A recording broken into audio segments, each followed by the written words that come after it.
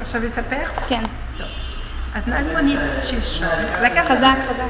לקח לנו 80 פזוס כדי להביא אותנו לשכונה מאוד יפה בשם לבוקה. זה היה נראה לי מאוד יקר, כי כל טקסי עלה לנו 15, 12, 20, והוא לקח לנו 80. אבל זה היה כתוב במונה, והוא אמר שזה רחוק.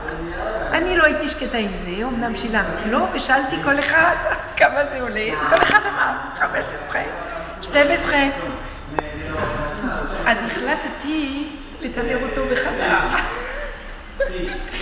הזמנתי אותו להביא אותנו לשדה תעופה.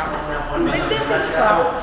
בשלב ראשון אני אתן לו שטח של 50 פזוס מזויף שנתנו לנו, ואם יש לו טענות, אני אסביר לו שבין כה זה יותר מדי, כי אם אני מורידה את כל מה שהוא לקח לנו יותר מדי, אז לא נשאר הרבה, וזה מה שהוא יקבל היום. ביי.